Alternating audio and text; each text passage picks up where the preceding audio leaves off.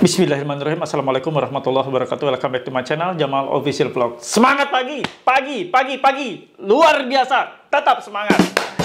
Tetap semangat kawan-kawan semua. Situasi akhir-akhir ini banyak sekali ya teror yang datang silih berganti. Tetap semangat, tidak usah takut. Oke kawan-kawan, kali ini saya akan bahas Shopee. Akhirnya DC Shopee datang menagih ke rumah nasabah. Kok bisa ya? Ada DC Shopee nagih, simak videonya dan simak ulasannya. Jangan pernah takut oleh ancaman dan teror dari DC pinjaman online.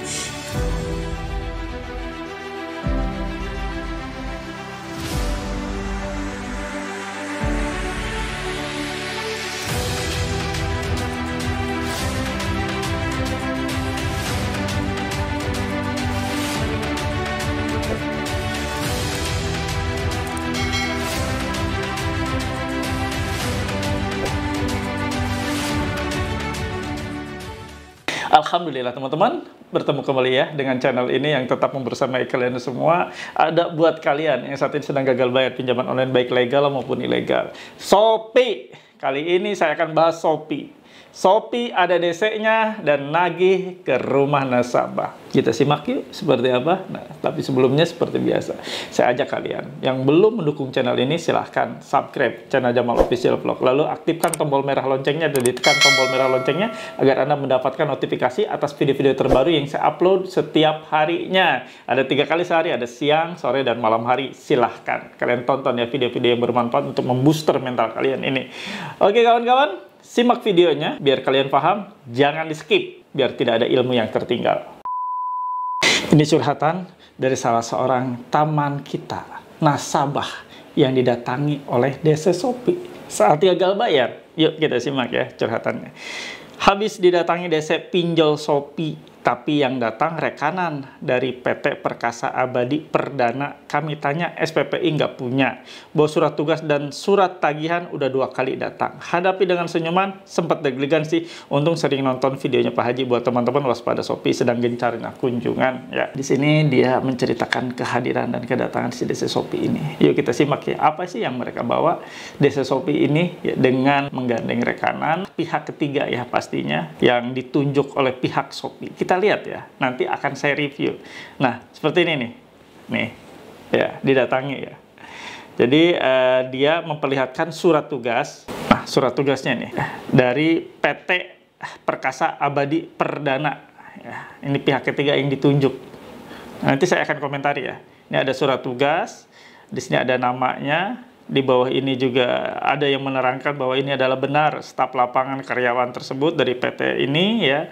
Nah, di sini dia juga membawa surat tagihan. Nah, surat tagihan ini saya tutup ya, karena identitas dari si nasabah ya. Sini ada Shopee di atasnya, total tagihan, rincian, ya, Provinsi Jawa Barat, expired date 5 Juli 2023 ya. Namun di sini saya tidak menemui adanya surat tugas yang semestinya. Surat tugas itu untuk nasabah ke siapa dia ditugaskan. Untuk menagih ini masih global. Lalu dia juga tidak menyertakan sertifikasi profesi penagihan.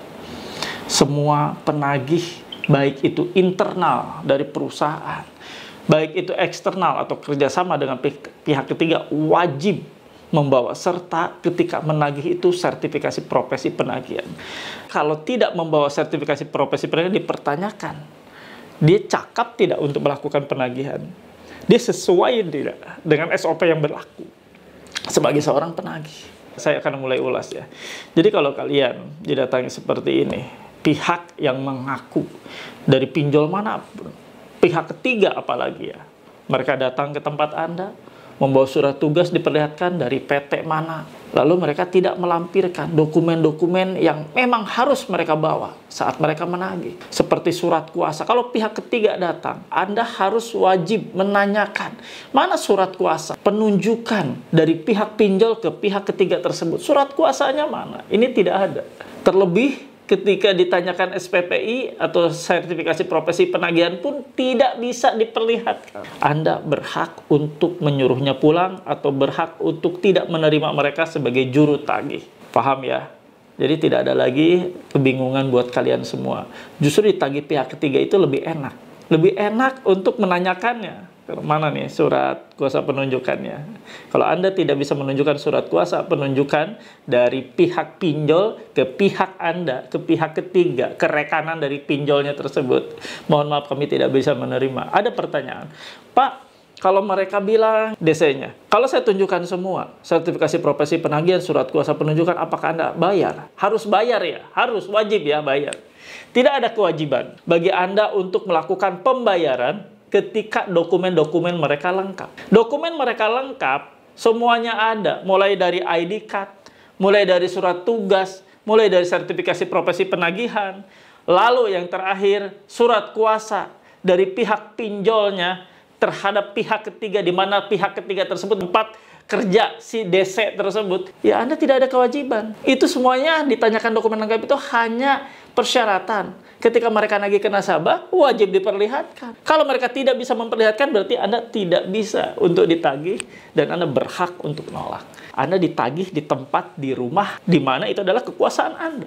Di mana itu adalah wilayah Anda. Wilayah tempat Anda tinggal, Anda berhak untuk tidak menerima siapapun yang tidak jelas dari mana itu asalnya. Paham ya? Jadi kalau Anda misalnya ada ketakutan, inilah jawabannya. Jadi tidak harus bayar, tidak wajib bayar. Adalah kewenangan kalian. Kalian itu ada di rumah ya, di rumah kalian. Jadi nggak usah takut. Jangan terintimidasi di rumah sendiri. Jangan ketakutan di rumah sendiri. Hati-hati kawan. Jangan pernah Anda namanya takut ditagih di rumah. Justru Anda bisa melakukan apapun di rumah Anda. Menolak, ya, menolak dengan keras, atau menyuruh pulang, mengusir. Itu hak Anda kok. Itu rumah Anda ya. Wajar kalau Anda memang mengusir mereka. Apalagi mereka tidak lengkap. Paham ya? Jadi segala kemungkinan pasti akan terjadi saat situasi gagal bayar seperti ini. Tidak terlepas mau Shopee, mau Kredivo, mau Kredit Pintar, atau aplikasi-aplikasi pinjol legal lainnya. Kalau ilegal sudah dipastikan ya, mereka tidak memiliki DC ya. Jadi tidak ada lagi tuh pertanyaan, Pak kalau ilegal gimana Pak DC-nya Pak? Datangnya seperti apa? Nggak ada. Ilegal nggak mungkin datang DC-nya. Ilegal sudah jelas. Usahanya aja ilegal. Kegiatan operasional perusahaannya saja diburu oleh polisi, oleh Satgas Waspada Investasi, ya, oleh pihak dari Kominfo dan lain-lain. Mereka juga dikejar, kejar-kejaran. Masa iya ada DC-nya yang datang ya, sama aja itu ya. Nungguin pemukul ya. Oke kawan-kawan, paham ya? Jadi pahami, kalau mereka datang dengan dokumen yang tidak lengkap, Anda berhak untuk tidak menerimanya. Katakan ke mereka, karena Anda tidak lengkap membawa dokumen-dokumennya, makanya saya tidak bisa menerima Anda sebagai penagih atau juru tagih. Jadi saya tidak bisa menerima untuk Anda bisa menagih ke saya untuk menguraikan lebih lanjut terkait masalah utang yang harus saya bayar. Ya Pak ya, silakan lengkapi dokumen baru bicara dengan saya terkait masalah utang yang ada saat ini. Kalau mereka tetap ngotot dan bilang saya akan balik lagi dan Anda harus bayar ketika semuanya lengkap, dibilang aja. Semua persyaratan yang wajib Anda bawa itu bukan suatu syarat, suatu kewajiban untuk saya bayar ketika Anda perlihatkan. Nah, seperti itu kawan ya, biar Anda ada keberanian. Berlatih ya, berlatih untuk menemui siapapun DC yang datang dengan kelengkapan dokumen. Belajar untuk bertahan di rumah Anda sendiri. Belajar untuk menahan semua bentuk teror dan ancaman di rumah Anda sendiri. Itu wilayah Anda. Tidak ada rasa takut untuk kalian. Harusnya semua itu sudah lenyap. Ini rumah Anda ya. Beda kalau misalnya Anda datang ke pihak pinjol, ke kantor pinjol, kalau Anda takut masih wajar. Karena di sana banyak, puluhan orang, mungkin ratusan orang karyawan dari pinjol tersebut. Nah, ini rumah Anda, dia yang datang, dia yang bertamu. Kalau Anda ketakutan, kebangetan. Paham? Nah, kalau kalian paham, seperti biasa. Saya mohon feedbacknya dari kalian semua. Dengan tulis dan ketik di kolom komentar, saya paham, saya mengerti, saya tidak takut.